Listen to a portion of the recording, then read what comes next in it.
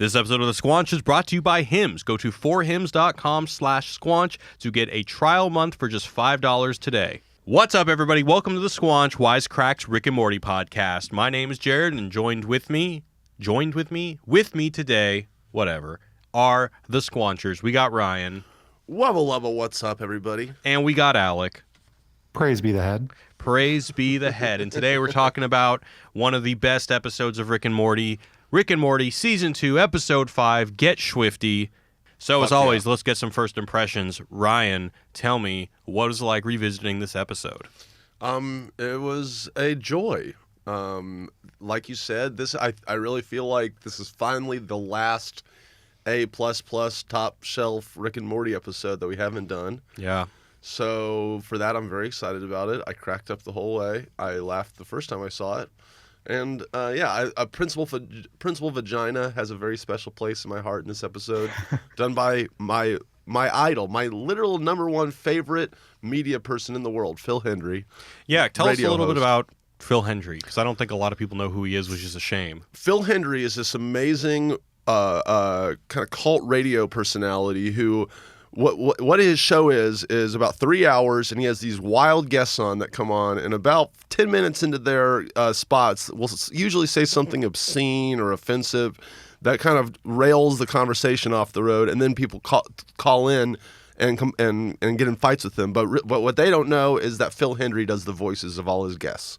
So right. that's the big gimmick, is that you're watching all these unsuspecting callers calling in and arguing with what they think is two people, but it's really one person, and it's incredible, and it's seamless if you didn't know it. Yeah. When I moved to L.A., Ryan introduced me to Phil Hendry, and it's pretty amazing. Is this show still on?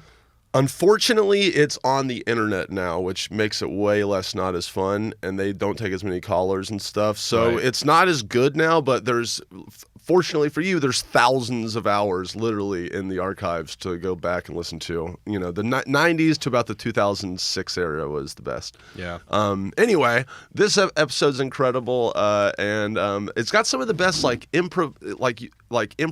improvised kind of dialogue. I know the whole show is like that, but I just noticed it a lot more, where you really kind of take for granted just how unique the dialogue for an animated show is in this show, where it feels like, you know, normal people don't talk perfectly all the time. Like, you know me, I'm always stuttering or something. Like, I love the fact that they keep that in Rick and Morty. That's something I wanted to remark on. Anyway, love this episode. A++++. Rock and roll. What about you, Alec?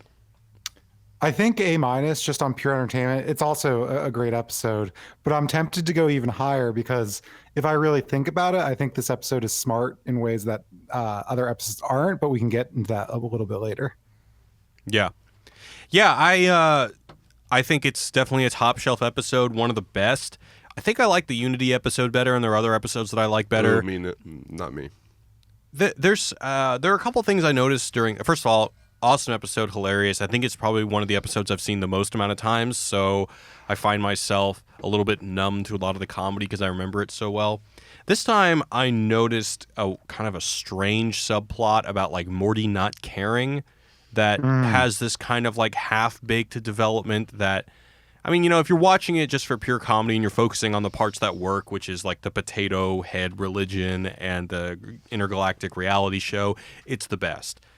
But when you're looking at it closely, like I am to prepare for this podcast, I'm like, what were they trying to go for here? So love it. But for the sake of being an asshole, we're going to talk a little bit about where some of the parts where I think it falls a little bit flat. Okay.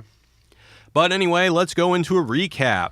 So, calamity ensues when a giant's head descends on Earth, demanding that humanity show me what you got. Rick immediately recognizes it as a Cromulon who has come to Earth to host the intergalactic version of American Idol. Except, if you don't please the Cromulons with a hit song, your planet gets destroyed. With all Earth musicians dead from extreme weather, except Ice-T... All the famous ones. It's up to Rick and Morty to come up with a sweet jam. Meanwhile, Principal Vagina convinces the rest of the town to discard all previous religions and worship the giant head in the sky as their new god. As Principal Vagina prays, Rick improvises a song called Get Schwifty, which appeases the Cromulon. But Principal Vagina attributes this result to his prayer, only increasing the fervor of everyone else. Turns out Get Schwifty just moved Earth up to the semifinals, and Rick and Morty have to prepare under more pressure than ever.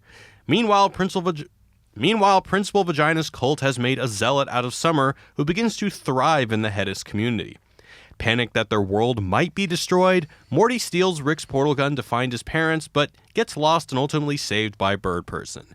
Meanwhile, Ice-T reveals to Rick his true form, a block of ice. Principal Vagina plans to take their Hedist religion global and offers elite positions to Jerry and Beth, but they decline, citing the need for Summer to distance herself from a cult-like mindset. Summer and the cult are about to punish Beth and Jerry by ascending them, but just as it's about to happen, Rick starts tanking on the stage and the Cromulans are displeased. The Hedists interpret the head's boos as being targeted at Principal Vagina and ascend him. Just as the Cromulans are about to destroy Earth, Ice-T blocks the laser and saves the day. Morty and the President descend on the stage and join Rick, and with their powers combined, get Mad Schwifty, winning the show, and the Cromulans leave and announce they're ending the show. Now aware that it was all a music reality show, the Hedists hang their heads low and go home. End of episode. Show me what you got, Jared. Show me what you got. All right, guys, before we move on, I want to give a shout out to our sponsors over at Hims. So Hims is a brand... All right, guys, before we move on, I want to give a shout out to our sponsors over at Hims. Hims is a new wellness brand for men. So 66% of men lose their hair by age 35, and I'm really hoping not to be one of them. As you guys know, I wear my hair pretty long. It's kind of an important thing to me. So 4hims.com is your one-stop shop for hair loss, skincare, sexual wellness for men. Not only that, can you get great products that allow you to continue having your hair. Hims sent me some shampoo that I actually use daily for the reasons I cited earlier. But they'll also connect you with real doctors and medical grade solutions to treat hair loss. So I hate going to the doctor. With Hims, there's no waiting room, no awkward doctor visits. You can just talk to a doctor on the app. I'm sorry. I don't know if you can do that. You can just save hours by going to 4hims.com. You answer a few quick questions. The doctor will review and prescribe you something that you need. So I highly recommend Hims. I don't like going to the doctor. I don't like talking about this crap with doctors, especially since, I recently moved to LA and I don't really have a primary care physician that I trust. So it's a lot easier for me to establish something with... You mean 8 years ago when we moved to LA? Do you have a primary care physician, Ryan? Doctor, man.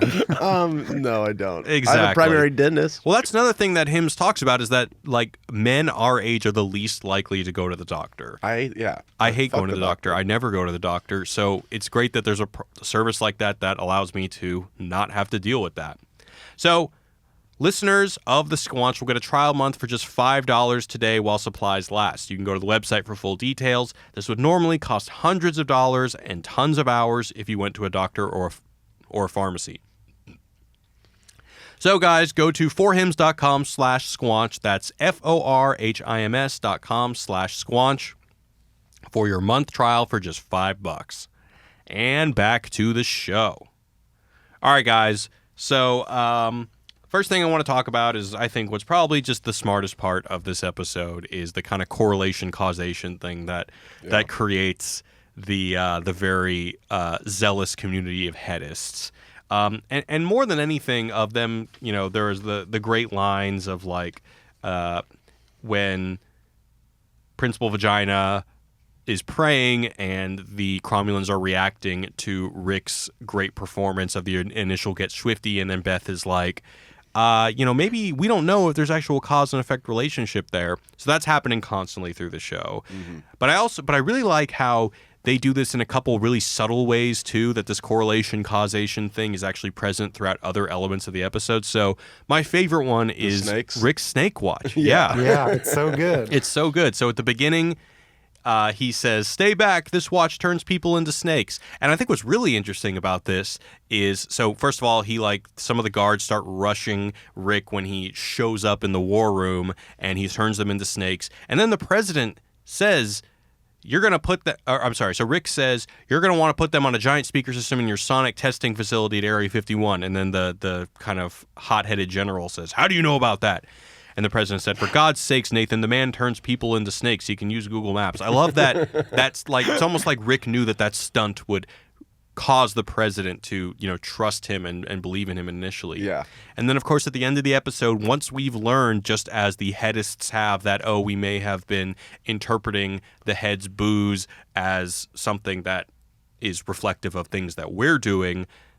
Similarly, the hot-headed military dude storms the president, tries to kill him, and then Rick uses the particle beam and he just disintegrates, and the president's like, "Why didn't he turn into a snake?" And he says, "Trade secret, Mr. President, particle beam and a wristwatch, snake holster on the leg."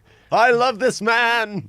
Second episode to end with, "I love this man," except the other one was, "I love this spider." Yeah. Yeah. Wait, what's that from?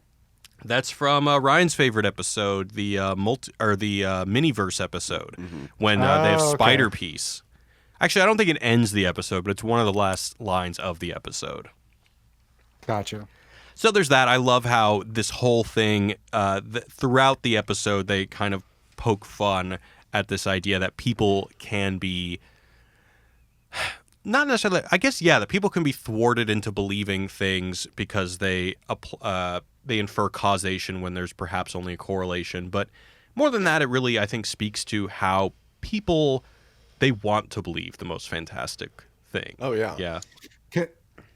Yeah, and one thing that we didn't bring up we almost used it. We did a philosophy of the Get Schwifty episode, which talked about, God, what are those fucking things called? Logical fallacies. Yeah. The episode talked about logical fallacies, but we didn't talk about David Hume, which is, I think, also really interesting because David Hume, writing 100 or so years ago, multiple hundreds of years ago, I think he gives the example of a pool cue, or other people have used this example, as like, if a pool ball hits another pool ball, we'll assume that the one pool ball caused the other one to move, but we don't actually know that. So what happens is we see one thing lead to another and just assume that is sort of truth, that is causation. But he's kind of radically skeptical of being even able to say that. I think elsewhere, if you woke up one day and you're the only person on Earth and you keep seeing the sun rise every day, can you really know that's going to rise the next day? And it might seem kind of like ridiculous and crazy, but it's getting at some of these examples. Or even like, if the sun's rising every day, well, it's not going to happen one day because it might explode, or a meteor might like knock the Earth out of its orbit or something like that.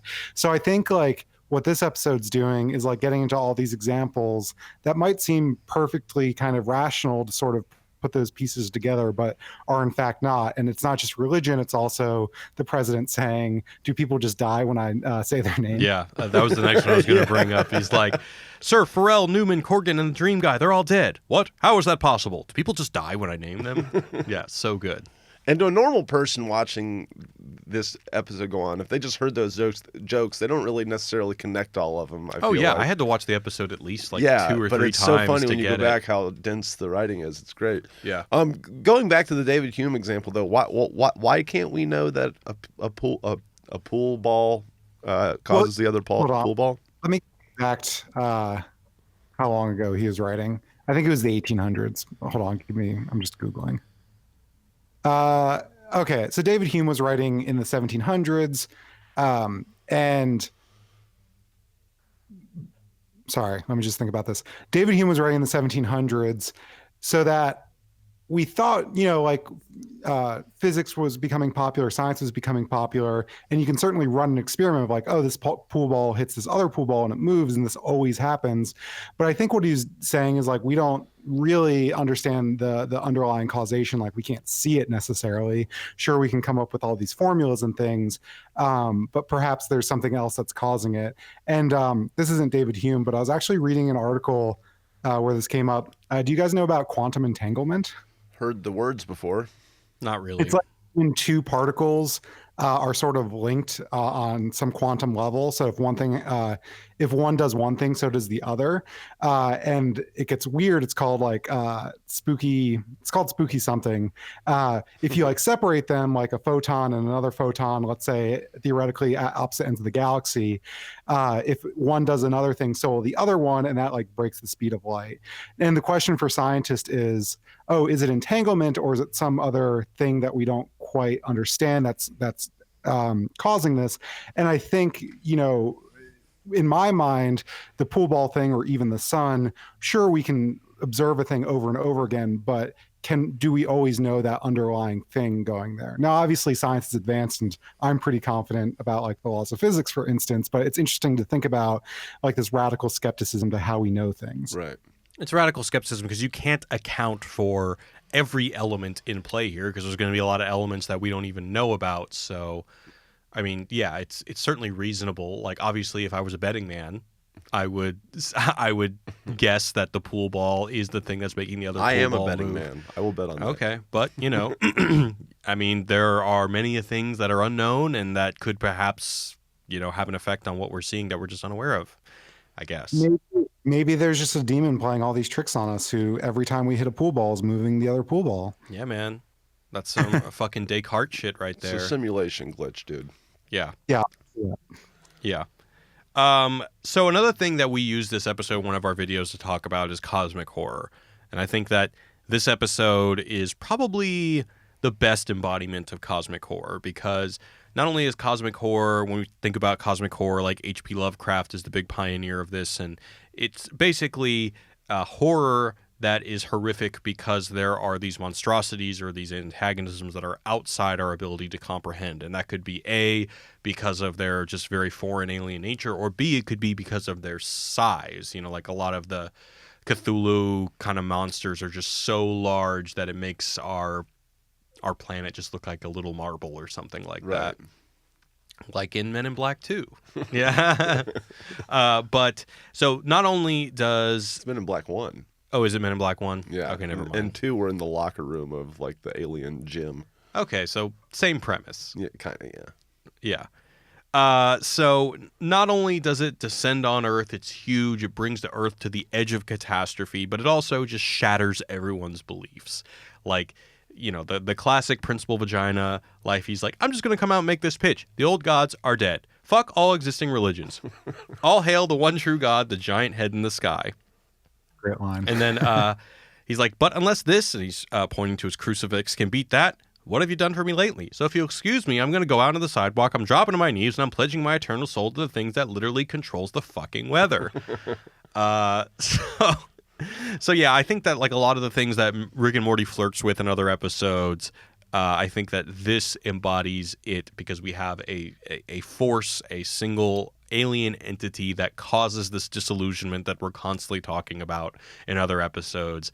And it's all the more funny of the fact that it's all for a reality show. Like, can you think of anything more inane than a reality show? Is that not only is the thing that a talent music one too. A talent music one, right? Not only is the thing that is bringing the planet to near destruction just for a reality show, but it's the thing that basically starts a religion, starts a way of life, starts something that basically imposes all meaning onto people's lives, and it's just something stupid like a reality show.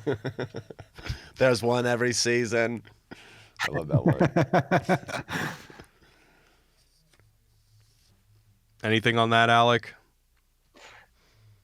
I mean, yeah, you're totally right. I'm just caught up on this fact that like Will Smith is a sort of like cosmic pessimist, but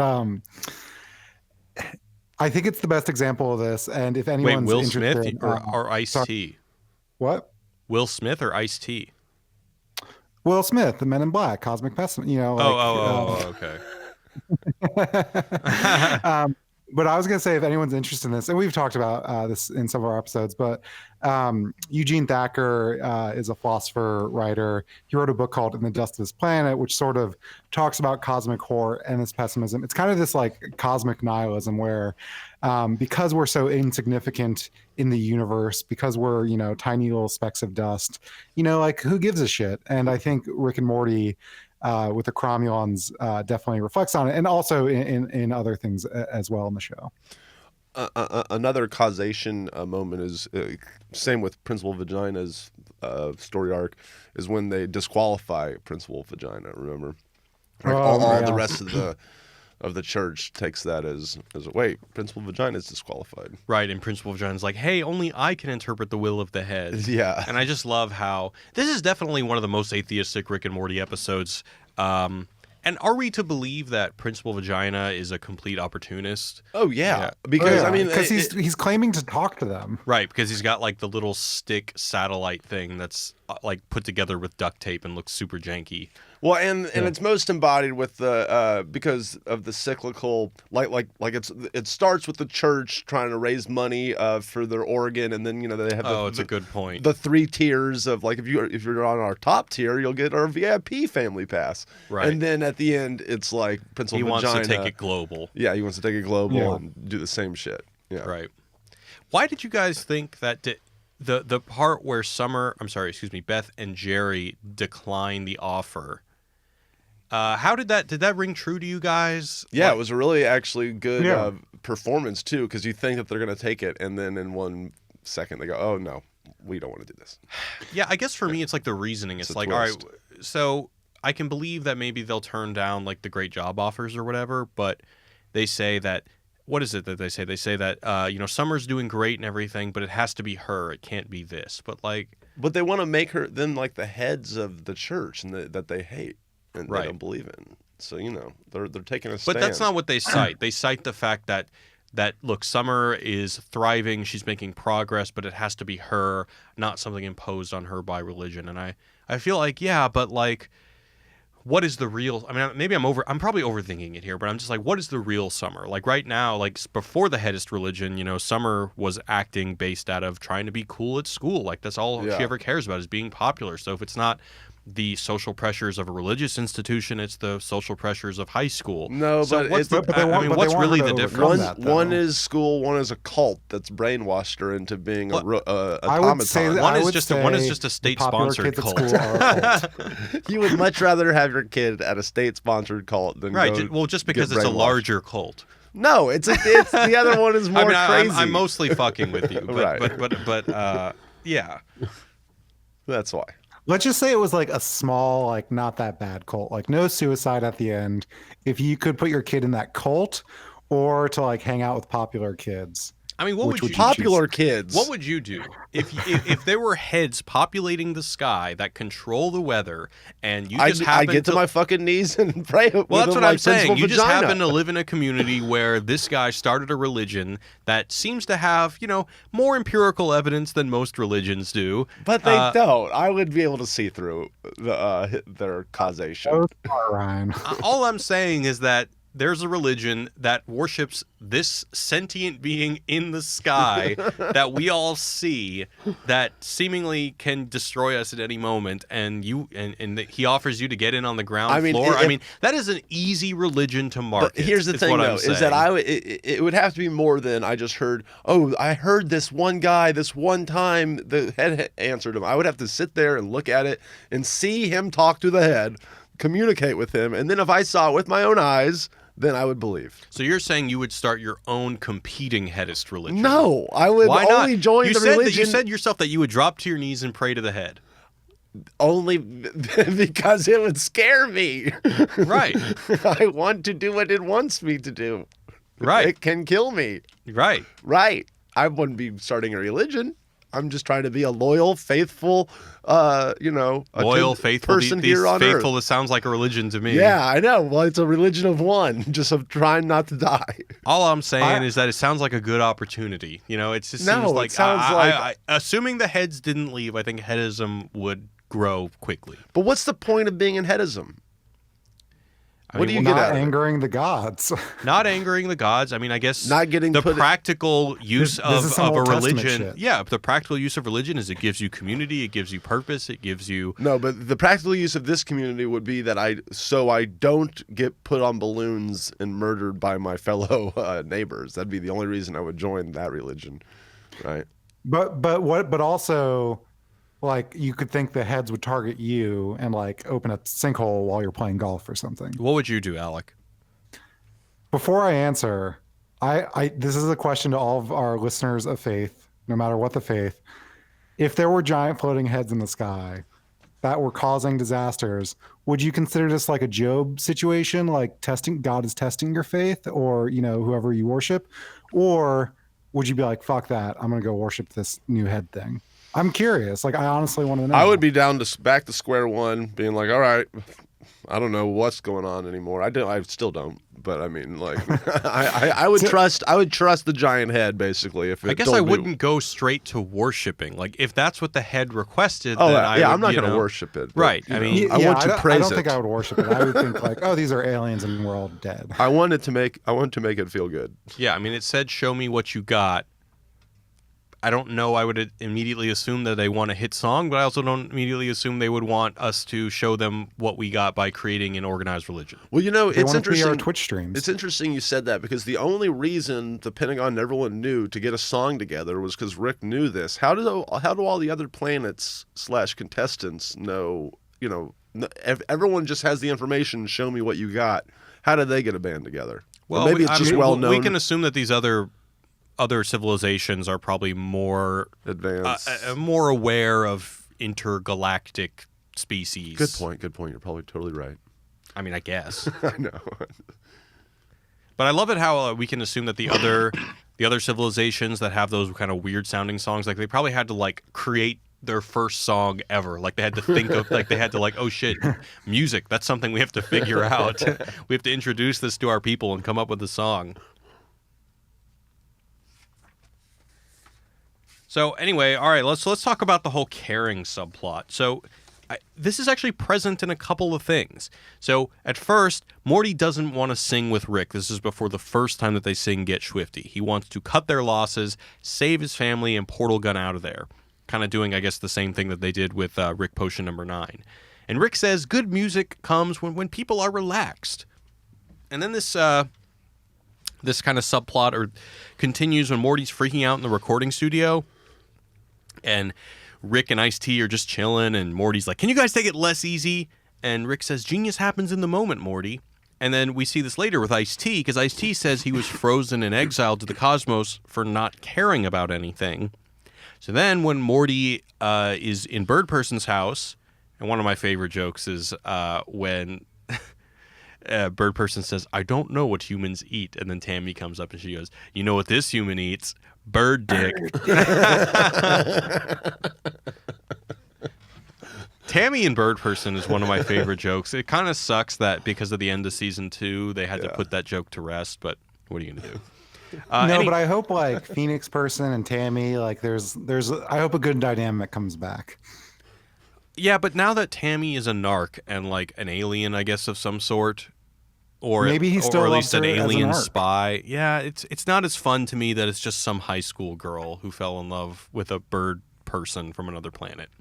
Yeah. Anyway, getting off topic. So then we later see when Morty's talking to Bird Person, he says, Rick doesn't care about the ramifications of his actions, and Bird Person has this kind of strange speech that is supposed to be a paradigm shift for Morty.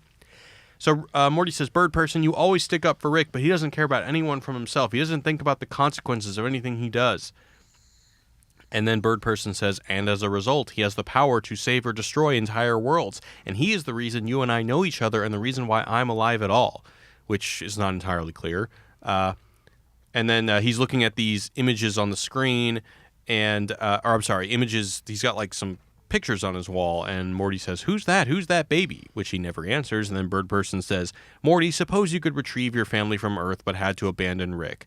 I could give your loved ones shelter on Birdworld, even jobs, possibly as worm ranchers. How often do you think you might look up at the stars and wonder what might have been had you just put your faith in Rick? I mean, I guess so. The question is like, hey, maybe you guys will save the planet. I don't know. This is supposed to be a paradigm shift for Morty, because later Morty comes back to Earth. He gets the president. The president and him are flying in a helicopter, and the president says there are too many buttons. And Morty says, I learned today that sometimes you just can't give a shit. But why? How does he learn that? Is it? I agree. I think when you think about it, doesn't quite add up, but I think maybe it's like don't give a shit and just like kind of follow Rick blindly. Is that what's going on? I think it's more like It's like half that and half just like, hey man, when you're making art, when you're making music, you just gotta let it flow. right. Like genius comes in the moment. You can't plan it too hard, or else you'll fuck it up. Like Morty's so paranoid and like, oh my god, how are we gonna do this? Like every moment of every day, and then Rick just somehow has this uncanny ability, which I don't think everyone has. So that's why the lesson is kind of weird. Why do you think Rick is so chill throughout this whole thing? Is he really? Because he's an artist, man. He's lived in the moment his whole life, and he figures shit out. He TCBs, dude. And then yeah, like all the pictures of Bird Person on the wall with Rick. I think that's supposed to be Morty, being like, well, shit, maybe my uncle does know what he's doing, even though he acts like an idiot. Did you see the name of the band on the wall? No. What was it? The Flesh Curtains. Oh wow. Nice. Yeah, so like I guess Bird Person's saying like I just blindly trusted Rick, but does Rick have a good track record with that? Like, why? He's alive. Well, Bird Person's alive, but in the first episode we see that Rick drunkenly takes Morty out for a spin and almost nukes the entire planet. There's the whole Vindicators episode where Rick gets blackout drunk and almost kills everybody. I mean, Morty doesn't have any reason to really think that if I blindly follow Rick, everything is going to be okay. Rick has gotten into plenty of fucking trouble. I think you're totally right. That basically the lesson we learn in this really awesome episode is one that they kind of go back on several times throughout the series, because there's all these times Morty's just flipping out, saying like, Rick, you get your shit together. Yeah, for all the amazing things that happen in this episode, this is the one thing that feels a little bit just kind of shooed in or like half developed. Like maybe they're saying something profound about art or something about Rick's character or a relationship with Rick and Morty, but I feel like neither one of them really land. But there's also his conversation with Ice-T, where Ice-T is like, oh, I don't give a shit if Ice-T's whole thing is that he doesn't care, and he comes back and says, you made me care now. Oh, right, yeah, that's the one thing I didn't remember, is that like he blocks the laser and says, I care now. But once again, why does he care? He cares because he wants to hear Rick's song. Originally with Rick, he's like, I don't give a shit if this planet explodes because I can just like float in space like, a comet or something. But then Rick says to him, like, trust me, you can't do that forever. Like, it eventually catches up with you. So it's almost... And we've seen this back and forth before, but like it's a nod to Rick has abandoned his family. We can even think about that speech he gives to Beth about taking the universe for a spin. But in this case, it's almost like he came back to his family because he couldn't do that forever. And Ice-T wanted to hear Rick's song. That's why he cared. He goes, I care now. I want to hear your song. Play it. Right. At the end of the day, the Ice-T thing is so ridiculous and so silly that it works either way. I have a practical question. Why is he not because he turns into water tea at the end. Yeah. Why is he not iced? Why is he not shaped like a tea when he's because in his he was banished. He was frozen, and I guess they took his arms because he didn't care. Did they say they took his arms? I don't think I think he just says that he was frozen, but I guess we're supposed to believe that the arms are part of it or something. Okay, yeah, I would have liked a line about that. Maybe these aliens don't have arms. They do though, because he has Uzis at the end. Remember, he shoots everyone up with his T arms. That's true. That wasn't actually voiced by Ice-T, was it? Fuck no. Okay. You never know. A lot of these cartoons do get their celebrities to actually voice themselves, so you never know. Yeah, I don't think Rick and Morty has done that once. Before we move on, I just want to talk about maybe the best line, which is Morty asking the president if he can fly a helicopter, and he says, can the Pope's dick fit through a donut? And Morty says, I'm not sure. And he's like, exactly. Why is that the best line? It's just so good. This is pretty funny. I laughed. Yeah. All right. Emily, how are we doing on time? We're at 36 minutes. Do you have mailbag questions picked out, Alec? I do. I got lots of stuff. I don't really have anything else to say. Do you guys want to cover anything else before moving in the mailbag? Let me look through my notes. I love the where Golden Foil, that's his Golden name. Fold. Golden Fold is like, this is my favorite part about giving money at church. Oh, yeah. I don't know why that made me laugh, but You know the one joke that I don't really like, or I've watched it a bunch of times, I'm like, why is this funny? It's with, like, the rabbi. He's like, I was going to ask about that. I laughed, but I didn't know why. he's like, I'm sorry, Pastor, but it seems like you guys are the ones that've been dealt a bad hand. Huh? Nope. Oh, no, he says, Jews rule. Nope. Huh, tough church. wait, there's more to the line though. What does he say? I mean, I don't have it written down, but it's something like, it sounds like you, pastor, or you, priest, have been dealt the bad hand. Jews rule. Nope. Tough church. And then he sits down. Yeah, that line's Before kind of using that stupid. weird gambling analogy of like, you hit on 16 and maybe on a soft you hit on 11 and maybe a soft 16. I like that. Yeah. I like that the That priest part's is like a funny. degenerate gambler. Right. Is that the same priest from the Toxicity episode? I think so. Yeah, that guy's got some inner demons. He does. Yeah. I guess we learn later, he's a closet homosexual and doesn't believe in God and is just doing it for money. Yeah, that's pretty apparent though. Or I mean the Because money yeah. money part. Yeah. All right, guys, we're going to go and move into the mailbag. Alec has got some questions picked out. Go for it. And if anyone would like to send us questions, you can hit us up at squanch at wisecrack.co. You can also hit us up on Twitter at wisecrack. So before recording this, I just sent out a quick tweet asking people to send us questions. And the first one is from at SatVTripathy. I think I'm saying that right. What possible story arc do you think the show will follow over the new seasons? Ooh, good question. I think we touched on this a little, but Well, the thing is that at the last episode of season 3, is it Beth says it's going to be more like the first 2 seasons. There's not going to be as much of an arc. It's going to be more episodic. Basically, is what she says, right? yeah, and they've kind of said that through the press a little too. That they're going to just get back to old, awesome individual episodes as opposed to. Do you think they're actually going to follow through though? Because remember, we heard the same promise with the end of season 20. The end of season 20 with South Park, and then with South season Park. 21, they kind of said, all right, well, we can't help ourselves. We're still serializing it a little bit. I believe them more. Okay. Well, assuming they didn't say that, what kind of arc do you think we might see? Well, I mean, I think we're gonna get. Yeah, I don't know, dude. I'd just be speculating. What do you think?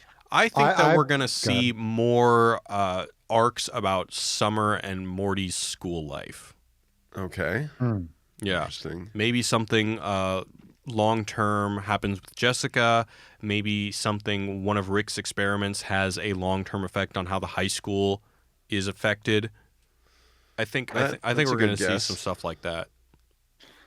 I don't know if this is going to happen, but I want like a good Jerry arc where, I don't know, maybe Jerry, I don't want to say gets better, but there's some kind of growth, whatever growth means. Maybe they can redefine what growth means. And alternatively, I would love if it was like It's Always Sunny in Philadelphia situation where the arc is like a slow spiral into madness where each season they just get more and more insane. I want a live action episode. I just think that the Jerry and Beth basically got the spotlight in this last season. Sure. So that's why I'm thinking maybe they'll try something more with Morty and Summer. Mm-hmm. Yeah. All right. The next one is from a great username at Intergalactic. Sorry. Let me take that again. At Intergalactic. Not a question, but my 2-year-old shit on the floor the other day, and I wasn't even mad. Sometimes you just got to get Schwifty. Get Schwifty in here. Yeah. Shit on the floor. That's Thank you for that. Yeah, thank you. And good for your 2-year-old, man. It's never too early to start getting Schwifty. I don't know about that, Jared. The next one is also on Twitter from at James_Sontag. Are any of you guys going to the concert just announced October 5th through the 7th in LA? Musical experience, which will include a fancy 37-piece orchestra. I don't actually know if that's a lot, but sure. The festivities will kick off October 5th and continue through the 7th. Is this the Adult Swim concert, or is this a separate Rick and Morty concert? Rick Stock. Is it called Rickstock? Well, No, he made that that up. just sounds like what it is. I did Google this quickly, and there's something being composed by Ryan Elder, who does all the music. So I don't know if it's Adult Swim centric, but didn't you say one of our writers is flying out to Yeah, LA Lux, to who see this? does a lot of our directing, he's also on our South Park podcast. I believe he's flying to LA for this. Wow. But he told me it's like an Adult Swim music festival. Oh, okay. That's different. It's not a 3-day Rick and Morty music festival, which is what I thought you were saying. I was like, how are they going to fill that? No, yeah, I have heard of this Adult Swim like concert. Yeah. Are you going to go? Yeah, it sounds awesome. I wasn't gonna go all 3 days. Do you know where it is? Downtown somewhere, I think. Okay. Let me look Yeah, it up. that's pretty local. Yeah, Yeah. I would definitely go. It sounds fun. Ryan, I think you should wear a Mr. Poopy Butthole costume and then like start a mosh pit in the costume. Okay. Cool. All What's right, next? here's an email from Tom from Atlanta. He says, so earlier we were talking about, does Morty have a thing for feet, or does possibly Dan Harmon have a thing for feet? And Tom is saying Morty does have a feet thing, but only for Jessica. In Morty Night Run, when Fart is reading Morty's mind, he says, I communicate through what you call Jessica's feet. No, wait, telepathy. Yeah. Oh yeah. Isn't that the genesis of why we asked this question? I think so. To be honest, I barely remember what we talked from a week to the next. Yeah, somebody sent us an email talking about how Dan Harmon is really into redheads because we said that Morty's also into redheads. So maybe that's where that inspiration comes from. It's all coming from Dan Harmon's fucked up head. Luckily, there's plenty to mine there. Yeah. The next is an email from JT. Hey guys, just wanted to let you know about the thing that Ryan was talking about in the discussion. Total Recall is related to solipsism. I hope I'm saying that right. It's almost the idea that nothing can be surely trusted to be real rather than our own mind, and hence everything else could just be fake memories that we have after we are created, and there is no sure way to know when we were created. And hence there's no way of knowing if anything in the past was real or just a memory. Just thought to share this cool concept with you guys. JT. Fuck yeah! I knew there was a word for that. Thank you, JT. Hell yeah. Thank you, JT. Thank you. I don't think I did some quick Googling, and I don't think it's just the idea that, the earth was created yesterday, but just that you can't trust anything except your own thoughts. So you might as well consider the rest of the external world as like fake. Or I think this may get back to Descartes' demon thing, but I'm not too sure if anyone knows about that. How can I know I can trust my own thoughts though? You don't, bro. Yeah. Okay. Thank you. Here's an email from Paul. Hello, guys. I'm Paul. I've been thinking Hi, about Paul. this for a while now. I wanted to write to you that I find Jerry to be a more complex character than you give him credit, but someone beat me to it in an email that you read on the last episode. The surface level reading of Jerry is that he is stupid and incompetent, and for this reason, he's ridiculed by everyone both inside the show and by us, the viewers. But we know that in the Cronenberg universe, Jerry is an ultimate badass, so we know he at least has the potential for success. For me, the problem with Jerry is solely that he's incredibly insecure and that this is a direct consequence of everyone always shitting on him to the point where he internalizes this idea and even hears the wind calling him a loser. You've mentioned a couple times that the simulation in M. Night Shyamalan's is an example of Jerry being a blissful fool because he easily buys into the illusion and can be happy. I would argue this episode is an example of why Jerry is actually unable to be happy ever. Remember the scene where he sells the ad campaign, goes home to his wife, and has the best sex of his life. At this point, for no reason, he starts having doubts and feeling like he doesn't deserve all of this.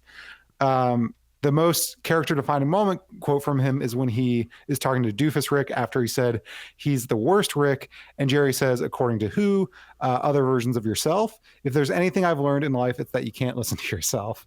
This is Jerry's struggle. He's been told he's a loser so many times he started to believe it. I thought so. Paul said much more, but I cut a bit of it for time. But I've always been a Jerry defender. What do you guys think? That's a very good point. I think it's kind of a chicken or the egg situation. It's like, is he such a loser because so many people have told him that he's a loser, or did so many people tell him he's a loser because he's a loser?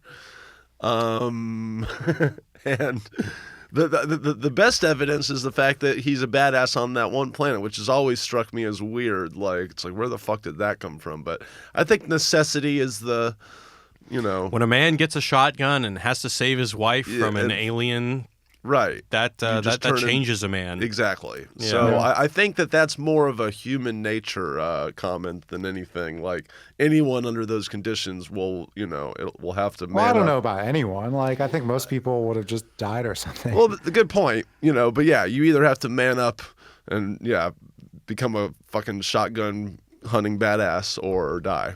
So it's good for him that he did. I've said You it wouldn't think again. he would. I've said it before, and I'll say it again. I really, really, really want an episode where a Cronenberg world Jerry tries to train the Jerry that we know how to be a man.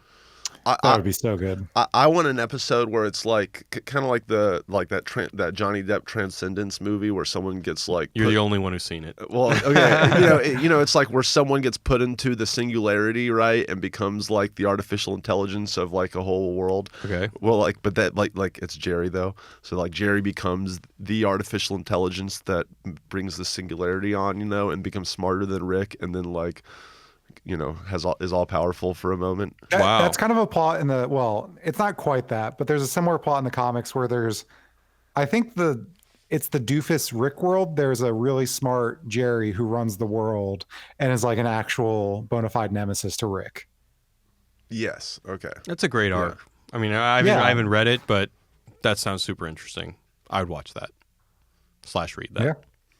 Check out the comics. They're very entertaining. Yeah. All right, well, we're going to go ahead and sign off for today. Just a reminder, if you guys want to send us any questions or comments, hit us up at squanch@wisecrack.co. Until then, where can we find you guys on the internet? You can find me on Ryan's Shorts. I just released a parody Captain Crunch commercial called Oops All Boobies. You should check it out. And Ryan's Shorts on YouTube and Facebook, or Ryan's Game Show. You can find me at Wisecrack Alec. Rock and roll. All right, guys, signing off. Wubba lubba dub dub. Peace. Wubba lubba dub dub from Hollywood, California. Show me what you got.